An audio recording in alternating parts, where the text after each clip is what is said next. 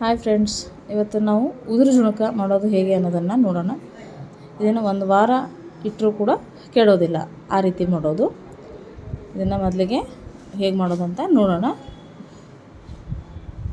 ಇದನ್ನು ನಮ್ಮ ಅತ್ತೆಯವರು ಫ್ರೆಂಡ್ ಮಾಡಿರೋದು. ಅವರು ನಮ್ಮ ಮನೆಗೆ ಬಂದಿದ್ದರು. ಆವಾಗ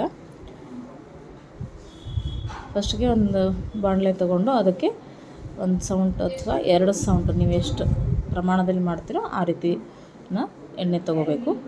ಅದಕ್ಕೆ ಸಾಸಿವೆ ಜೀರಿಗೆ ಹಾಕೋಬೇಕು.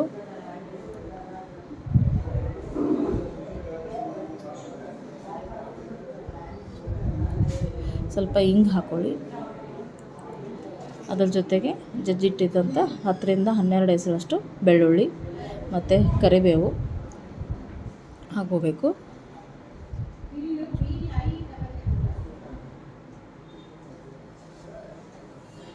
ಆಮೇಲೆ ಅದಕ್ಕೆ ನೀವು ಕಡಲೆ ಹಿಟ್ಟು ಎಷ್ಟು ತೊಗೊಂಡಿರ್ತೀರೋ ಅದರ ಅರ್ಧದಷ್ಟು ಅಷ್ಟೇ ನೀರು ತೊಗೊಳ್ಬೇಕು.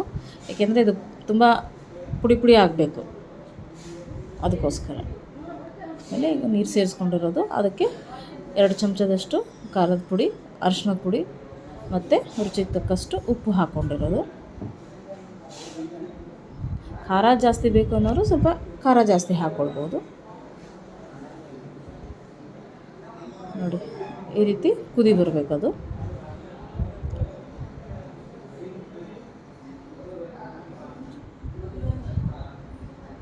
ಈ ರೀತಿ ಕುದಿ ಬಂದ ಮೇಲೆ ಅದಕ್ಕೆ ಸ್ವಲ್ಪನೇ ಕಡಲೆ ಹಿಟ್ಟನ್ನ ಸೇರಿಸ್ತಾ ಅದನ್ನು ಚೆನ್ನಾಗಿ ಮಿಕ್ಸ್ ಮಾಡ್ತಿರ್ಬೇಕು. ಆ ನೀರಲ್ಲಿ ಎಷ್ಟು ಕಡಲೆ ಹಿಟ್ಟು ಹಿಡಿತದೋ ಅಷ್ಟು ಕಡಲೆ ಹಿಟ್ಟನ್ನ ಸೇರಿಸ್ಬೇಕು. ಅದು ಗಟ್ಟಿ ಬರಬೇಕು, ಆ ರೀತಿ. ಹೀಗೆ ಅದನ್ನು ಕಡಲೆ ಹಿಟ್ಟು ಹಾಕ್ತಾ ಮಿಕ್ಸ್ ಮಾಡ್ತಾನೆ ಇರಬೇಕು. ಪೂರ್ತಿ ಅದು ಬಿಡಿ ಆಗಬೇಕು, ಆ ರೀತಿ ಅದನ್ನು ಕಲಿಸ್ತಾನೆ ಇರಬೇಕು.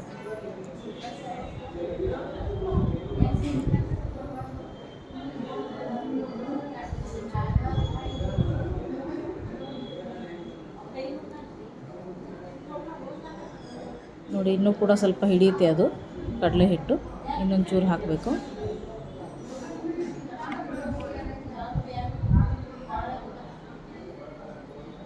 ಒಂದು 5 ನಿಮಿಷ ಅದನ್ನು ಮುಚ್ಚಿಟ್ಟು ಆಮೇಲೆ ಮತ್ತೆ ಅದನ್ನು ಚೆನ್ನಾಗಿ ಕಲಿಸ್ಬೇಕು. ಇದು ಹೇಗೆ ಆರ್ತಾ ಇರುತ್ತೋ ಆ ರೀತಿ ಅದನ್ನು ಪುಡಿ ಆಗುತ್ತೆ. ಅದು ಬಿಡಿ ಆಗುತ್ತೆ. ಪುಡಿ ಅಂದರೆ ಬಿಡಿ ಆಗುತ್ತೆ, ಉದುರು ಅಂತ ಹೇಳ್ತೀವಲ್ಲ, ಆ ಥರ. ನೋಡಿ, ಈ ಥರ ಬಿಡಿ ಆಗುತ್ತದು. ಇದರ ಜೋಳದ ರೊಟ್ಟಿ ಜೊತೆ, ಚಪಾತಿ ಜೊತೆ, ಮೊಸರು ಹಾಕ್ಕೊಂಡು ತಿನ್ನಬೇಕಿದನ್ನು. ಹಾಗೆ ಪುಡಿ ತಿನ್ನೋಕ್ಕಾಗಲ್ಲ, ಇದು ಸ್ವಲ್ಪ ಮೊಸರು ಮಿಕ್ಸ್ ಮಾಡಿಕೊಂಡೇ ತಿನ್ನಬೇಕು. ನೋಡಿ, ಅದಕ್ಕಿಂತ ಮೊದಲಿಗಿಂತ ಇನ್ನೂ ಬಿಡಿ ಆಯಿತು. ಇದು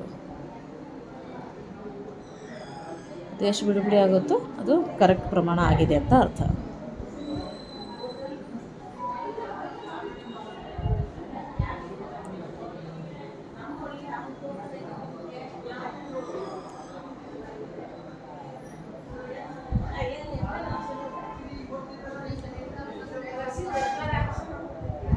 ಇದು ಟ್ರಿಪ್ಪಿಗೆಲ್ಲ ಹೋಗುವಾಗ ಅಡುಗೆ ಮಾಡ್ಕೊಂಡು ಹೋಗ್ತಾ ಇರ್ತಾರಲ್ಲ, ಅಂಥ ಸಂದರ್ಭದಲ್ಲಿ ಈ ಥರ ಮಾಡ್ಕೊಂಡು ಹೋಗೋದು ಬೆಟರು. ಒಂದು ಮೊಸರು ಪಾಕೆಟ್ ಇಟ್ಕೊಂಡ್ರೆ ಸಾಕಾಗುತ್ತೆ.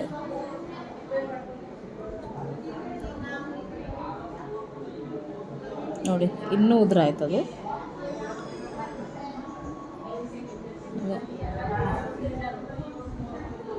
ನೋಡಿ, ಈ ರೀತಿ ಉದುರು ಆಗಬೇಕು, ಬಿಡಿ.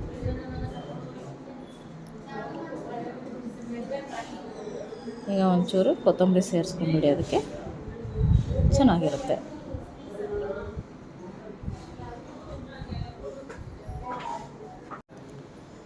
ನಿಮಗೆ ಇದು ಯಾರಿಗೆಲ್ಲ ಇಷ್ಟ ಆಯಿತೋ ಮಾಡ್ಕೊಳ್ಳಿ, ಚೆನ್ನಾಗಿರುತ್ತೆ ತಿನ್ನೋಕ್ಕೂ ಕೂಡ. Thank you for watching. Like, share, comment please.